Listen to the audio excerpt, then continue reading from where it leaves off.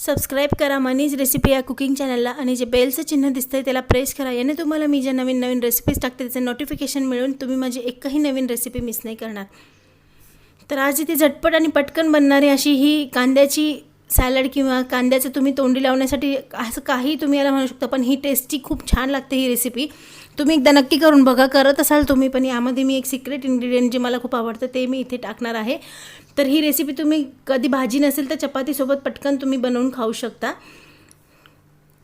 कधी कधी असं होतं की आपल्याला भाजी वगैरे राहत नाही, त्यानंतर खाण्यासाठी काही उरत नाही, तर पटकन तुम्ही ही चपातीसोबत, भाकरीसोबत, वरण भातासोबत ही पटकन भाजीसारखी किंवा तोंडी लावण्यासारखी तुम्ही ही रेसिपी करून खाऊ शकता. सोपी आणि पटकन बनणारी रेसिपी आहे. त्यासाठी कांदा इथे बारीक चिरून घेतलेला आहे, मीठ घेतलेलं आहे, तिखट घेतलेलं आहे, तिखट मी थोडं जास्त घालणार आहे नंतर, आणि चाट मसाला घेतलेला आहे, तेल घेतलेलं आहे, याच्यात कच्चं तेल घालायचं आहे आपल्याला.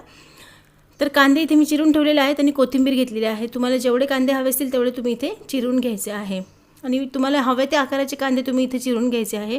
आज मी बारीक चिरलेले आहेत, जुलियन शेपमध्ये पण तुम्ही कांदे इथे चिरून घेऊ शकता. तर कांदे आता एक बाउल घेतलेला आहे, चिरलेला कांदा आता याच्यामध्ये घालून घ्यायचा आहे. तर कांदा इथे बाउलमध्ये घालून घेतलेला आहे मी मिक्सिंग करण्यासाठी, आणि त्यानंतर त्यामध्ये 1 चमचा तेल घालणार आहे किंवा 2 चमचे तेल घालायचं, चांगलं लागतं हे तेल याच्यात घातल्यानंतर.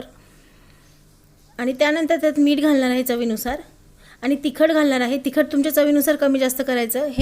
मी थोडं तिखट जास्त ॲड करणार आहे याच्यात अजून, कारण मला तिखट आवडतं.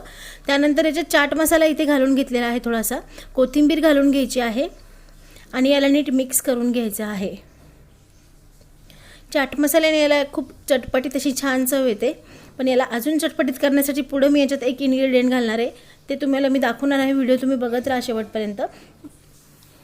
तर आता त्या सगळं मिक्स करून झालेलं आहे. तुम्हाला खायचं असेल तर ॲज इट इज तुम्ही असं चपातीसोबत खाऊ शकता, पण याला मी अजून चटपटीत करणार आहे आणि हेल्दी पण करणार आहे. त्यासाठी त्यामध्ये एक थोडंसं लिंबू इथे रस घेतलेला आहे मी, लिंबाचा 1 चमचा रस याच्यात घालून घेणार आहे. याने चाट मसाला आणि लिंबाचं जे मिक्सिंग होतं त्यानंतर याला कांद्याला खूप चटपटीत अशी चव येते आणि गरम गरम चपातीसोबत खाण्यासाठी पण हे खूप छान लागतं, किंवा नुसतं सॅलड म्हणून तुम्ही साईड डिश ताटामध्ये लावून हे घेऊ शकता.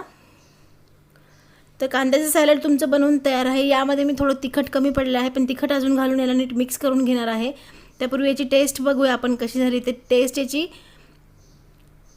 खूप छान झालेली आहे, आणि तिखट घातल्यानंतर मी थोडंसं तिखट केलेलं आहे, तर कलर त्याला चांगला आलेला आहे आता खूप. तर कांद्याची ही झटपट बनणारी रेसिपी तुम्हाला आवडली असेल तर नक्की करून बघा. रेसिपी केल्यास तुम्ही मला कमेंट करून सांगा, आणि मनीज रेसिपी या मराठी कुकिंग चॅनलला नक्की सबस्क्राईब करा. तोपर्यंत भेटूया पुढच्या अशा एक छानशा नवीन रेसिपीसोबत. Bye bye.